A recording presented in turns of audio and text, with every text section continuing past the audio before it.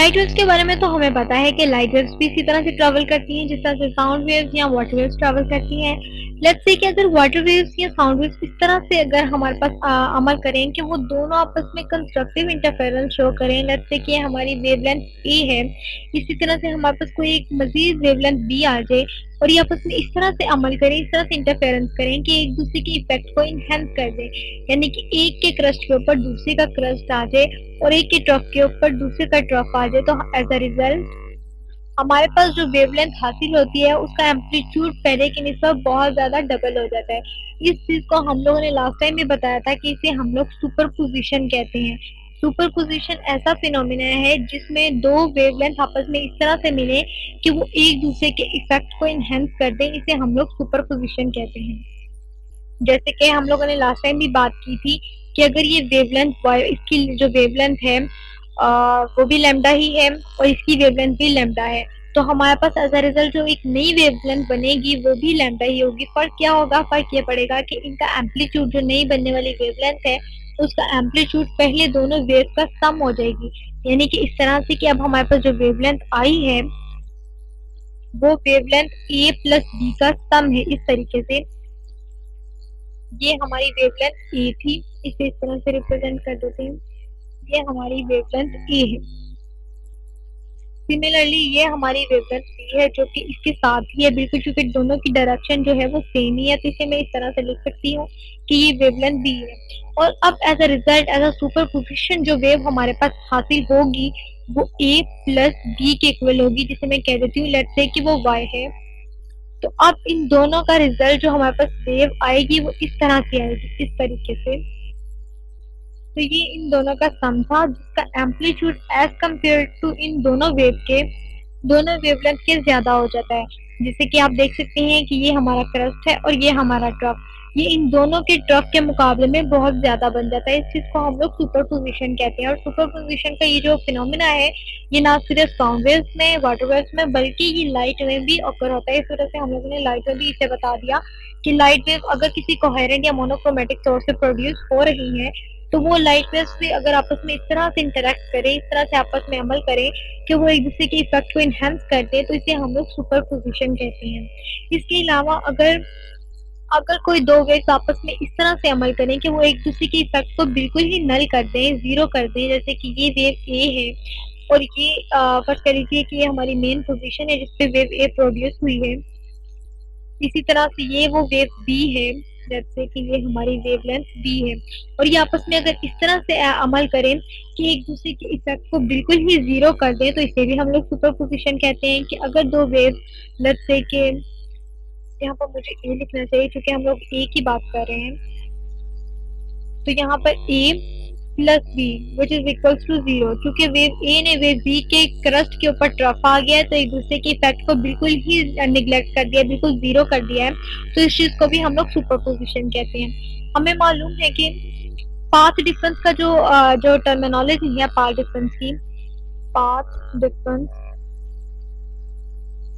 Difference हम तब कहते हैं कि एक वेव दूसरी वेव से कितना आगे या कितना पीछे है, इस चीज को हम लोग जो है वो पाथ डिफरेंस कहते हैं। लेकिन अगर मुझे पाथ डिफरेंस को, जैसे कि अगर मैं ये कहूँ कि ये मेरे पास एक लैम्डा है, वेवलेंथ है, और इसी तरह मेरे पास एक मजीद एक वेवलेंथ है जो यहाँ से स्टार्ट होकर इस तरह से जा रही है, तो मैं आसानी से बता सकती हूँ कि इसके और इसके दरमियान जो फासला है वो λ/2 है, ये इसका पाथ डिफरेंस है। लेकिन अगर मुझे path difference in the form of phase angle बताना हो, फेज डिफरेंस की सूरत में बताना हो, ये तो पाथ डिफरेंस है ना, लेकिन अगर मुझे इस पाथ डिफरेंस को फेज डिफरेंस के शक्ल में बताना हो तो मैं किस तरह से बताऊंगी? मुझे मालूम है कि फेज का मतलब होता है एंगल। जैसे कि आपको मालूम होगा कि एक सर्कल है, तो सर्कल में जो टोटल एंगल्स होते हैं वो 360 होते हैं, और सर्कल की इस हाफ पार्ट में यानी कि सेमी सर्कल की बात की जाए तो यहाँ पर पाई एंगल होते हैं, और इस जगह पूरे कंप्लीट सर्कल में 2 पाई एंगल होते हैं। सिमिलरली अगर इसी तरीके से वेव की कंडीशन को आप देखें तो आप जान जाएंगे कि अगर ये एक क्रस्ट है और ये एक ट्रफ है, देखा जाए तो जब आपके पास इतना हिस्सा कवर होता है तो आप कहते हैं कि आपने 90 एंगल ट्रैवल कर लिया है, और जब ये कंप्लीट हिस्सा ट्रैवल हो जाता है तो आप कहते हैं कि आपका 180 फेज डिफरेंस ट्रैवल हो चुका है। और जैसे ही ये वेवलेंथ दोबारा नीचे आती है तो आप लोग कहते हैं कि ये जो हमारे पास चीज है ये हमारे पास 270 होगी, और जब ये वापस हो गया तो ये हमारे पास 2 पाई या 360 डिग्री जो है वो कंप्लीट हो जाता है। जैसे कि आपको याद होगा कि हम जब हम लोगों ने सिंपल हार्मोनिक मोशन को सर्कल में मूव करते हुए बॉडी के प्रोजेक्शन से कंपेयर किया था, तो ये चीज वहां पर हम लोगों ने बहुत अच्छी तरह से समझी थी कि 90 कब होता है, 180, 270 और 2 पाई कब होता है।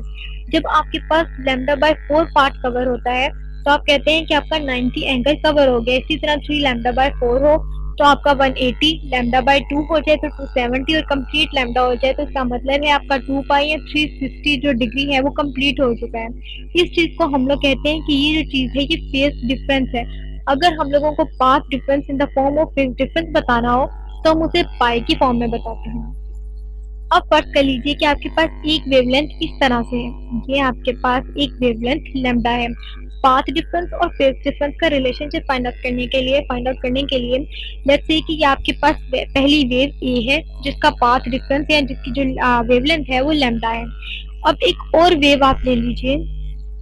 अब फर्ज कर लीजिए कि आपके पास जो दूसरी वेव है वो वेवलेंथ बी है। ये बी जो है वो इस उसकी वेवलेंथ भी लैम्डा ही है, लेकिन फर्क क्या पड़ा कि अब ये वेवलेंथ यहाँ से शुरू हो रही है जहां पर ये पहली वेवलेंथ खत्म हुई है। यहीं से आप मजीद एक्सटेंड करके मजीद अच्छी तरीके से समझ सकते हैं। इसे अगर मैं मजीद इस तरह से बताऊं कि अब इस वेवलेंथ में और इस वेवलेंथ में ये पॉइंट ए की वेवलेंथ है और ये आपकी जो पॉइंट बी है उसकी वेवलेंथ है। दोनों की वेवलेंथ जहां पर पॉइंट ए की खत्म हो रही है वहीं से पॉइंट बी की वेवलेंथ शुरू हो रही है। इसका मतलब है कि जैसे आपको बताना हो कि रेसिंग में कौन सबसे आगे जा रहा है कौन सबसे पीछे, तो आप बताते हैं कि ये अगर कोई दो पर्सन है तो आप इस तरह से बताते हैं कि ये वाला पर्सन जो है वो दूसरे जाने वाले पर्सन से तकरीबन इतना किलोमीटर पीछे है या इतने मीटर्स पीछे है। सिमिलरली वेव्स के केस में भी हमें यही बताना होता है कि अगर ये वेव है तो ये वेव इस वेव से कितना पीछे है या वेव बी वेव ए से कितना गुना आगे है। अब आप देखें तो वेव बी जो है वो वहां से स्टार्ट हो रही है जहां से वेव ए एंड हो रही है। इसका मतलब है इन दोनों के दरमियान जो है पाथ डिफरेंस वो लैम्डा है। अगर आप इसे इस तरीके से बताएं, क्योंकि आप लोगों को फेज डिफरेंस बताना है, तो अगर आप इस तरह से बताएं कि जो फेज डिफरेंस है हमारा, इसे फेज लिखना चाहिए था, यहाँ पर फेज डिफरेंस है इन लैम्डा पाथ डिफरेंस। अब देखा जाए तो मैंने लैम्डा क्यों कहा, क्योंकि इतना फासला है। पहले मैं इतने फासले में मालूम कर लूं कि लैम्डा जब लैम्डा पाथ डिफरेंस आए तो उस वक्त फेज डिफरेंस क्या होता है। इसलिए मैंने यहाँ पर लिखा कि phase difference in lambda path difference देखा जाए तो वो एक कंप्लीट वेवलेंथ का फर्क है। क्योंकि ये आपकी वेव ए है और ये जहां पर एंड हो रही है वहीं से आपकी वेवलेंथ बी जो है वो स्टार्ट हो रही है। तो ये वेवलेंथ ए और वेवलेंथ बी के दरमियान तो लैम्डा का फर्क है। इसका मतलब है कंप्लीट लैम्डा जो है वो तो 2 पाई में कंप्लीट होता है। तो आप ये कह सकते हैं कि जो पाथ डिफरेंस है इन लैम्डा जो फेज डिफरेंस है इन लैम्डा पाथ डिफरेंस वो आपका 2 पाई है। क्योंकि आप यहाँ से देख भी सकते हैं कि जहां से आपकी वेव ए एंड हो रही है वहीं से वेव बी शुरू हो रही है और एक वेवलेंथ या एक कंप्लीट जो लैम्डा है वो 2 पाई के इक्वल होता है। यानी कि आप इस तरह से समझ सकते हैं कि एक वेव को कंप्लीट होने के लिए 2 पाई फेज डिफरेंस रिक्वायर्ड होते हैं। अब आप देख सकते हैं कि phase difference in lambda path difference जो है वो 2 पाई है। तो अगर आपको ये बताना हो कि जो आपका फेज डिफरेंस है, इसे इस तरह से लिखते हैं कि अगर आपको ये बताना हो कि आपका डिफरेंस 1 लैम्डा नहीं है बल्कि सिंपली 1 है। जैसे कि आपको बताना होता है ना कि आप जैसे आप मैथमेटिक्स के क्वेश्चन सॉल्व करते हैं कि अगर 12 रुपए में आपके पास 4 पेंसिल्स हैं तो 1 रुपए में आपके पास कितनी पेंसिल आती है। जैसे कि आप कहें कि अगर आपके पास 12 रुपए में तकरीबन 4 पेंसिल्स आई हैं तो 1 रुपए मतलब कि एक पेंसिल कितने की आएगी, एक पेंसिल कितने की आएगी ये फाइंड आउट करने के लिए आप क्या करते हैं कि आप 12 से डिवाइड कर देते हैं 4 को, तो आपको मालूम हो जाता है कि एक पेंसिल जो है वो 3 रुपए की आएगी। यानी कि मैं आपको इस तरह से समझाना चाह रही हूँ कि आपने 4 पेंसिलें खरीदी हैं, 4 पेंसिलें आपने 12 रुपए में खरीदी हैं, लेकिन अब आपको एक पेंसिल की कीमत चाहिए तो आप 12 से 4 को डिवाइड कर देते हैं तो आपके पास 3 रुपए आ जाती है पर पेंसिल। सिमिलरली ये वेवलेंथ जो पार्ट डिफरेंस है ये तो लैम्डा पार्ट यानी जो फेज डिफरेंस है वो लैम्डा पार्ट डिफरेंस के लिए कंप्लीट वेवलेंथ के लिए आपके पास 2 पाई है। लेकिन आपको अगर सिर्फ फेज जो फेज डिफरेंस है वो 1 पार्ट डिफरेंस के लिए फाइंड आउट करना हो तो आप इस तरह से करते हैं कि 2 पाई डिवाइडेड बाय लैम्डा, इस तरह से आप इसे डिवाइड कर देंगे तो आपके पास एक फेज डिफरेंस के लिए जो है, एक पाथ डिफरेंस के लिए आपके पास फेज डिफरेंस निकल आएगा कि अगर आपके पास पाथ डिफरेंस एक हो तो उस सिचुएशन में जो आपका फेज डिफरेंस है वो 2 पाई डिवाइडेड बाय लैम्डा होता है।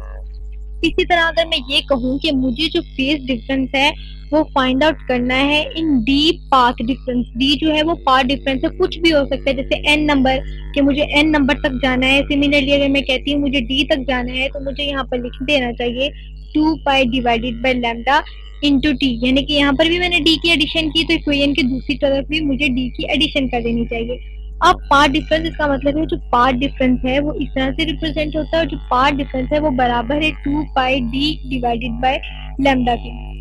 तो इसका मतलब है कि आपको जब कभी भी फेज डिफरेंस फाइंड आउट करना हो तो उसके लिए आपके पास सिर्फ दो चीजें होनी चाहिए, आपके पास पाथ डिफरेंस डी होना चाहिए, आपके पास लैम्डा वेवलेंथ होनी चाहिए और 2 पाई एंगल होना चाहिए। लैम्डा वो आपको खुद ही बता देंगे कि लैम्डा 2 लैम्डा है, 3 लैम्डा है, 4 लैम्डा है। उस लैम्डा को यूज करते हुए आप पाथ डिफरेंस से फेज डिफरेंस निकाल सकते हैं। लेकिन अगर इसी रिलेशनशिप को इस्तेमाल करते हुए आपको पाथ डिफरेंस निकालना हो यानी कि डी निकालना हो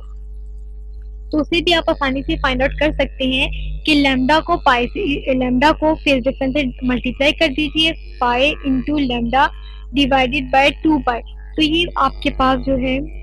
पाथ डिफरेंस निकल आएगा। इसी तरह से जैसे कि आप कह सकते हैं कि अगर आपके पास एक पेंसिल की कीमत 3 रुपए है तो 4 पेंसिल की कीमत कितनी आएगी, 12 रुपए। इसी तरह आप इसको इस तरह से समझ सकते हैं कि अगर आपके पास पाथ डिफरेंस दिया हो तो आप फेज डिफरेंस निकाल सकते हैं और अगर आपको फेज डिफरेंस दिया हो तो आप लोग पाथ डिफरेंस निकाल लेते हैं। तो ये इसका प्रूफ था कि पाथ डिफरेंस को हम लोग किस तरह से निकाल सकते हैं